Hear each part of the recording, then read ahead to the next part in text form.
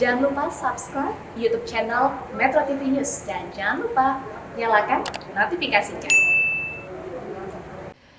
Komnas HAM mendapat informasi cukup detail mengenai kronologi kematian Brigadir Yosua. Apakah temuan Komnas HAM itu akan memperkuat laporan dari kuasa hukum Brigadir Yosua yang menyebut bahwa kematian Yosua adalah pembunuhan terencana? Kita akan mengulasnya bersama Komisioner Komnas HAM BK Ulung Hapsara dan Kepala Pusat Kajian Keamanan Nasional Universitas Bhayangkara Hermawan Sulistyo. Selamat malam Bapak-Bapak. Selamat malam Mbak, salam sehat. Oke.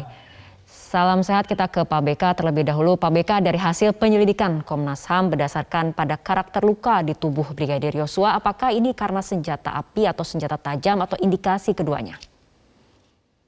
Ini kami masih diskusikan dengan ahli forensik independen yang kami minta pendapat dan pengalamannya, pengetahuannya terkait luka-luka berdasarkan foto dan video dan keterangan dari keluarga Brigadir J. Jadi bahan ini yang kemudian nanti kami akan cocokkan dengan keterangan dari laboratorium forensik dan rumah sakit Polri, karena kami sudah berencana meminta keterangan mereka.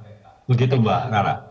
Baik Pak BK, tapi sejauh ini apakah memang ada dugaan penganiayaan, karena kuasa hukum keluarga kan sempat mempertanyakan mengenai runutan peristiwa, apakah ada dugaan penganiayaan sebelum penembakan ataupun penembakan kemudian dilanjutkan dengan penganiayaan? Nah, ini yang kemudian kami sedang dalami, Mbak. Kami belum bisa menyimpulkan apakah ini penganiayaan atau karena sebab-sebab lain. Karena tentu saja tidak mudah untuk atau tidak cepat juga bisa menyimpulkan hanya didasarkan pada foto-foto dan video yang ada dari yang kami dapat dari keluarga korban. Kami harus sinkronkan dulu dengan keterangan dari rumah sakit Polri maupun laboratorium forensik dari kepolisian, sehingga lebih utuh keterangannya, termasuk juga begini, menentukan sebenarnya berapa luka yang ada di jenazah, terus kemudian di mana saja tempatnya, terus luka-lukanya jenisnya seperti apa, apakah sayatan atau kemudian karena pecahan peluru dan yang lain sebagainya. Ini yang memang kami akan dalami dalam waktu dekat ini atau minggu ini dan minggu depan gitu. Oke, Mas Kiki, dilihat dari kasus yang ada, apakah menurut Anda kasus ini memang sesulit itu untuk diungkap, padahal kita ketahui sudah ada tim khusus yang dibentuk oleh Kapolri? Sebetulnya gampang aja, dari awal ini kan kejahatan kriminal biasa. Kalau tindak kriminal biasa sih beberapa hari aja bisa selesai, tetapi ini kan jadi sorotan publik. Polisi menjadi lebih hati-hati dibandingkan kasus-kasus kriminal karena semua disorot dan semua berspekulasi gitu. Nah, jadi pendekatan yang dilakukan polisi sekarang apalagi ke depan adalah crime scene investigations. Nah, CSI atau SCI, Scientific Crime Investigations, itu sebetulnya sudah sering kita lakukan dari dulu. Saya beberapa kali mimpin tim pencari fakta seperti ini. Dasarnya adalah memang forensik. Forensik itu ada dua, ada forensik medis kedokteran dan ada forensik macam-macam yang lain, forensik senjata, forensik digital gitu. Nah, itu harus disatukan dulu.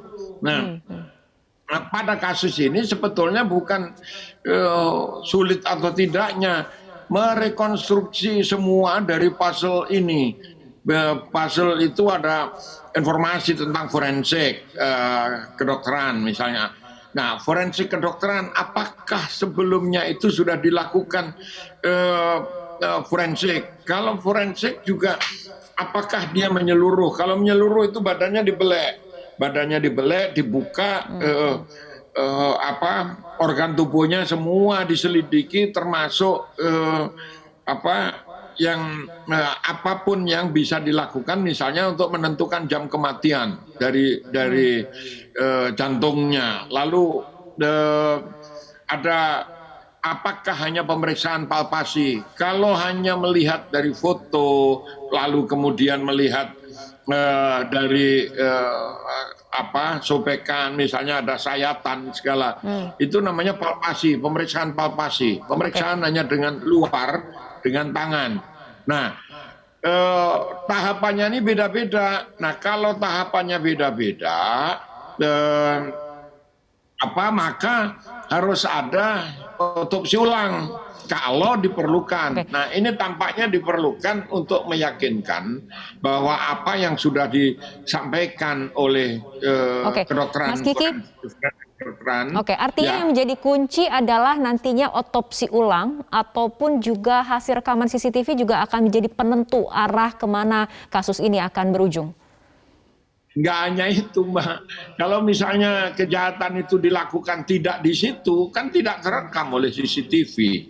Atau misalnya hasil forensiknya itu berkaitan dengan sesuatu yang di luar peristiwa, itu baru ketahuan. Jadi semua ditelusuri. Itu yang bikin lama. Misalnya kok kematiannya beda, lalu kemudian jam kematiannya, lalu kemudian ada rekaman dari forensik digital. Loh, kok posisi orang itu di sini? Nah, kalau kematiannya beda, pada jam kematian itu dia posisinya ada di mana? Nah, itu masih panjang.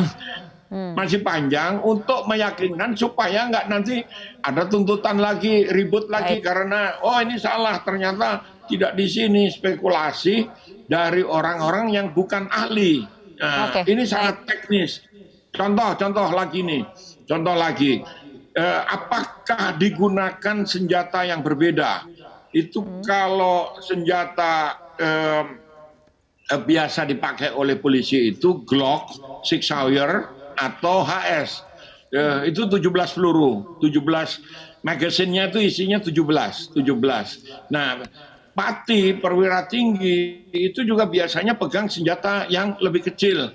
Kalau Glock lalu Sig Sauer itu kalibernya 9 mili. Artinya masih banyak tahapan yang memang harus dibuktikan seperti itu ya Mas Kiki. Nah, dari Komnas HAM sendiri, dari bukti-bukti yang didapatkan sejauh ini, apakah sudah ada mendapatkan gambaran mengenai konstruksi peristiwa, kronologi peristiwa? Tapi kita akan bahas mengenai hal ini, Pak BK, kita ikuti jeda berikut terlebih dahulu.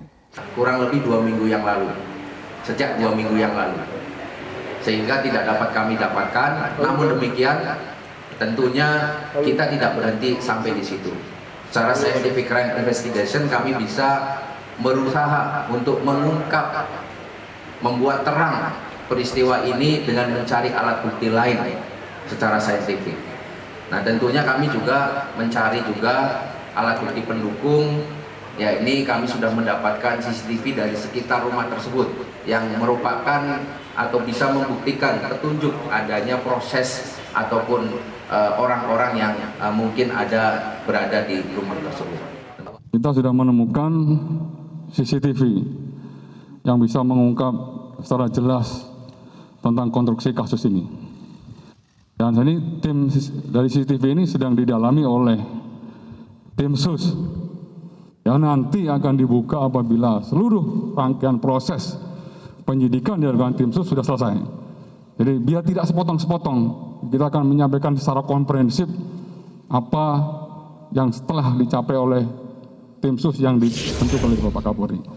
Kita akan lanjutkan kembali perbincangan. Pak BK, tadi dikatakan CCTV yang sebelumnya dikatakan rusak ternyata sudah ditemukan dan saat ini sedang dikaji di laboratorium forensik untuk menentukan ataupun melihat konstruksi kasus ini. Tapi dari Komnas HAM sendiri, dari penelusuran penyelidikan yang dilakukan oleh Komnas HAM, apakah sudah ada gambaran mengenai konstruksi peristiwa ini sebenarnya seperti apa?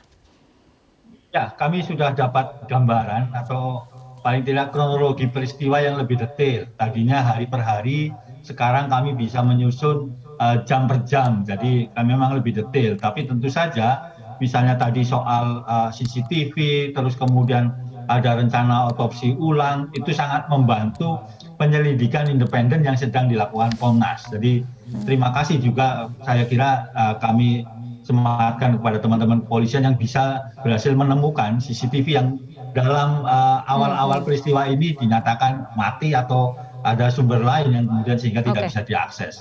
Saya kira di situ, Mbak.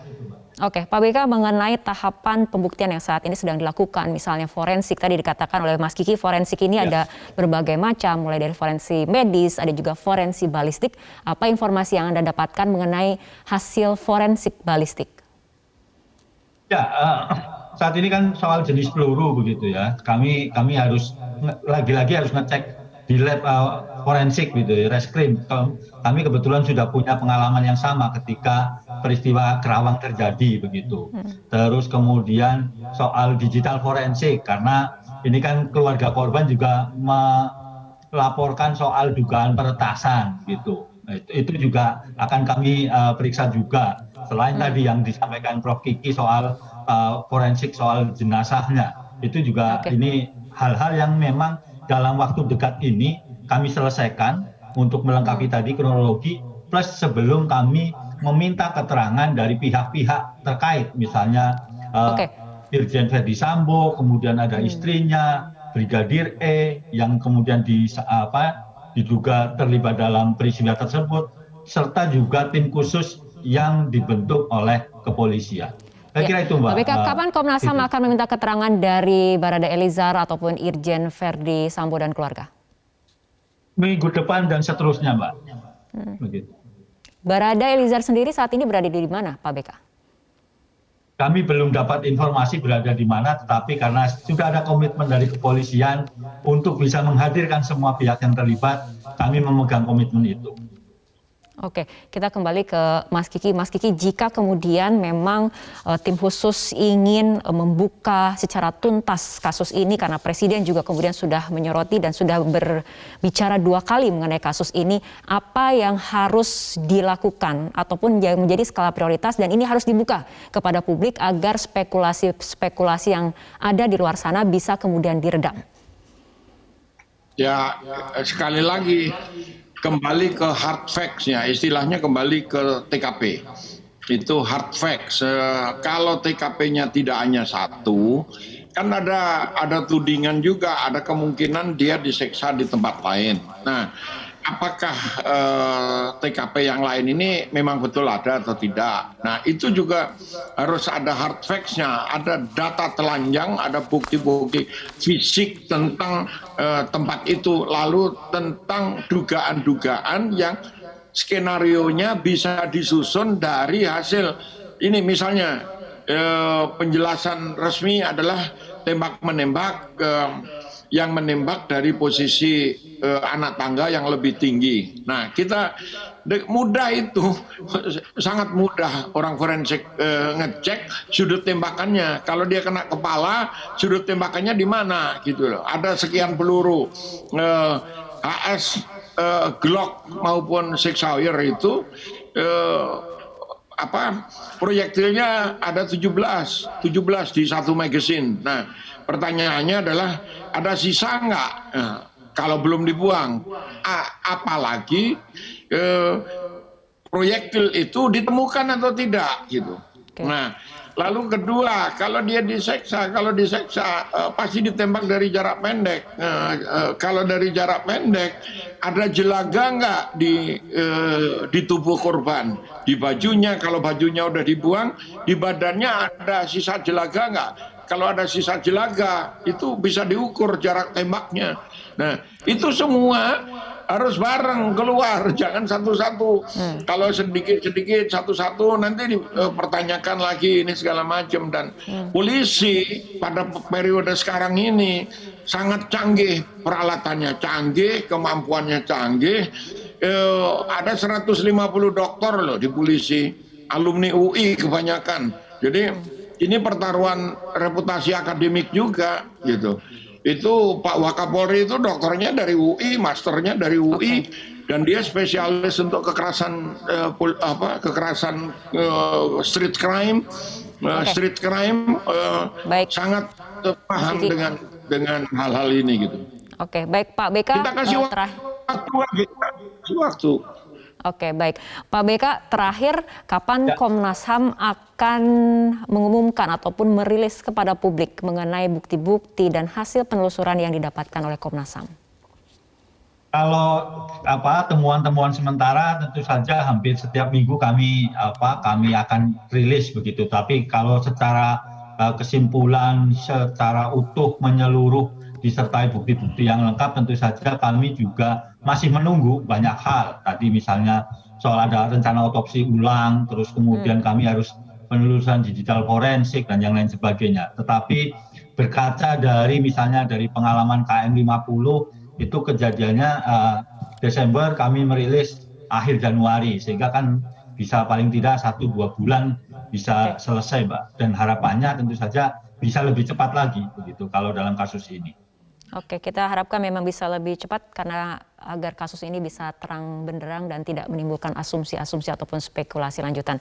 Terima kasih Pak BK dan juga Mas Kiki telah berbincang bersama kami malam hari ini dalam Prime Time News.